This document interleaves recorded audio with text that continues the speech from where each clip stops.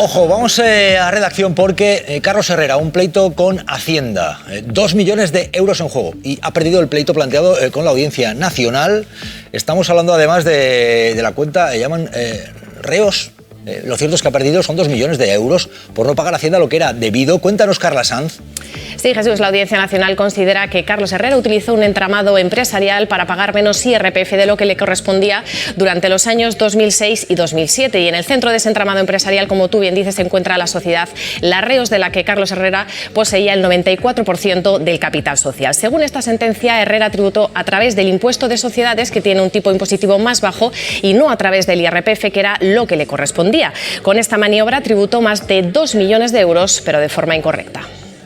Bueno, estamos hablando de, en este caso, es que Carlos Herrera se ha destacado por ser un defensor del rey emérito Juan Carlos I, les une una amistad, pues todo su derecho a ser amigo, pero coincide esta noticia que saltaba hoy de ese pleito que tiene y ha perdido en el caso de la Audiencia Nacional. Le cabe recurso ante el Supremo, pero ahí está. Herrera fue duro con Revilla recientemente. Bueno, pues esto, Fernando Garea es un caso de estos que tienen relación con el uso de sociedades para pagar menos a Hacienda, pero estamos hablando de más de 2 millones de euros, Fernando. Bueno, hay que aprender de los mejores, ¿no? Quiero decir, me refiero ¿A qué te refieres? No, a las amistades, lo que escuchábamos de Froilán antes, y a mí me parece increíble el que todavía, por ejemplo, escuchemos intervenciones como la de Irujo, un periodista muy serio, explicando cómo el anterior jefe de Estado movía dinero por el mundo, dinero que no sabemos de dónde procedía, que hay además un escrito del fiscal que describe una serie de conductas tremendas de las que solo se salvó, como decía Gloria, por prescripción o por la impunidad que recogía la Constitución, que su propio hijo le haya, entre comillas, condenado al no permitirle ir a ninguna residencia oficial y permitir que viva fuera de España, o que siga viviendo con aviones privados que no sabemos quién paga para esos viajes, y que todavía se permita defender ese honor que él mismo ha mancillado, el daño que le ha hecho él mismo a la monarquía, y me parece increíble que todavía haya gente que siga defendiendo al anterior jefe de Estado después de todas estas cosas, que no son más que algunas, porque podríamos estar mucho rato explicando muchas más. Bueno, entre quienes le defienden está Carlos Herrera, el locutor, y Carlos Cruzado, técnico de Hacienda del sindicato Gesta. En este caso, ¿con qué pillan a Carlos Herrera? Cuéntanos este asunto que se destapa. Estamos hablando de más de 2 millones de euros en juego. Carlos, buenas tardes. Hola, buenas tardes. Sí, lo primero decir que estamos hablando de unos ejercicios 2006 y 2007, o sea, hace casi 20 años, ¿no? Y bueno, lo que hace es utilizar un entramado societario de manera que sus cobros, entonces en Onda Cero, creo que era donde estaba, pues los hace a través de esta sociedad. Y la sociedad luego le retribuye a él, pero en una parte muy pequeña del total del cobro. En resumidas cuentas, lo que dice la Audiencia Nacional es que, bueno, esos pagos o esa prestación que hacía Carlos Herrera es personalísima, en el sentido de que se le contrata a él como persona y no a una sociedad, y por tanto, bueno, pues hay que entender que esas cantidades que percibía a través de la sociedad tendrían que tributar en renta, en su impuesto sobre la renta, y no en sociedades. Y esto es lo que ocurre, y como consecuencia de ello, pues hay 2 millones de euros que, según se publica, y dicen sus abogados, ya habría pagado en su momento, ¿no? Estamos hablando de un caso que se remonta a lo que fuera lo indebido en aquellos años que decías, pero es ahora cuando hemos conocido la decisión de la Audiencia Nacional, y por eso lo estamos contando. Carlos, por cierto, voy a aprovechar para plantearte otro asunto que a mí me llama mucho la atención, porque está también en la actualidad, ¿eh? Un dato que creo que a mucha gente sinceramente le indigna y tiene motivos. Vamos a ver. ¿Es cierto que el 1% más rico paga menos impuestos en relación con su renta que el 20% más pobre? ¿Esto es así?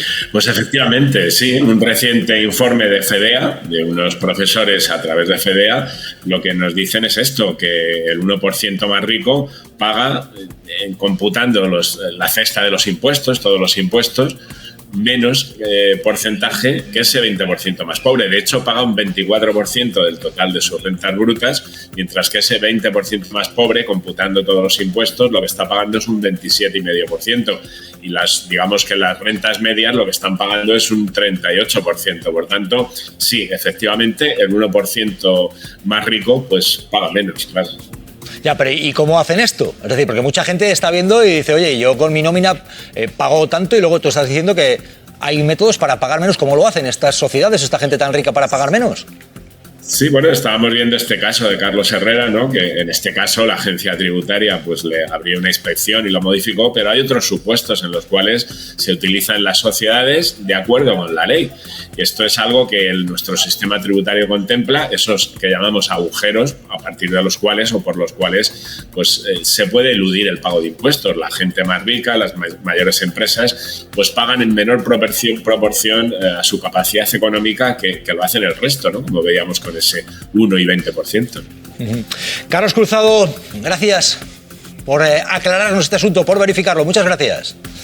Un placer, buenas tardes. Alberto Fernández, sobre este tema que estamos viendo de Herrera, de los impuestos, la diferencia, la desigualdad, es que, ¿cómo fíjate, lo ves? El entramado de sociedades es un clásico para tratar de evadir pues, los impuestos, ¿no? Lo hacen muchos famosos, lo hemos visto en muchos casos, como hay asesores fiscales que aconsejan pues, a los famosos artistas, futbolistas. Hemos visto al entrenador del Real Madrid hace poco también sentarse en el banquillo por una cuestión muy similar.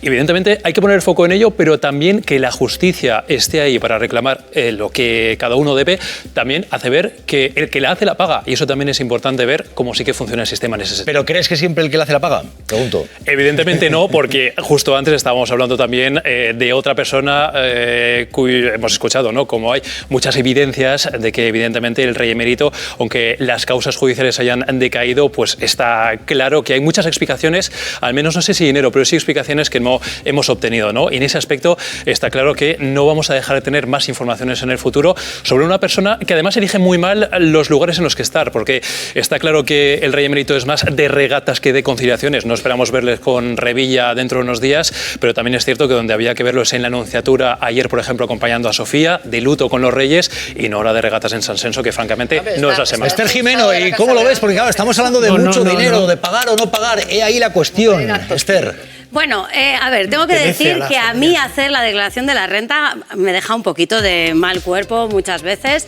porque en vez de salirme a devolver, me sale a vomitar. Pero habría que puntualizar sobre este tema que cuando la gente dice que tiene un problema con Hacienda, lo tiene con pagar a Hacienda. Porque a que si te sale a devolver no tienes ningún problema, cuchi cuchi, a que no, ¿eh? Desde aquí queremos dar una clase de contabilidad creativa con consejos para que el trago, pues, pase mejor. Consejo número 1, number 1, búscate un paraíso fiscal. Pero Andorra no, por favor. Pilla lejos, hace frío, solo hay estancos. A ver, si la península es un restaurante, yo creo que Andorra es como el baño, es donde se va la gente jeta cuando toca pagar la cuenta. Convirtamos en paraíso fiscal, yo qué sé, Málaga. Hay playita, hay ave, hay Juan y medio. Está todo. ¿Qué más se puede pedir? Pues mira, pide lo que quieras, porque te lo vas a comprar con lo que has defraudado. Segundo consejo, second consejo. Que te toque muchas veces la lotería. Muchas veces. Que dices, sí, ya lo sé. ¿Hace falta tener mucha suerte? Bueno, sí, o llamarse Fabra. Consejo número 3, number 3. ¿Quieres sentirte como Amancio Ortega? No necesitas tener un taller en Bangladesh. Basta con que practiques el noble arte de hacer donaciones desgravables. Y no. Donar semen no cuenta como tal. Si no, Hacienda tendría una deuda con Julio Iglesias que ni te cuento. Por último, no tengas nada en lo que ponga tu nombre, como hizo un tal M. Rajoy, sea quien sea esta persona. ¡Viva el vino! Eso es.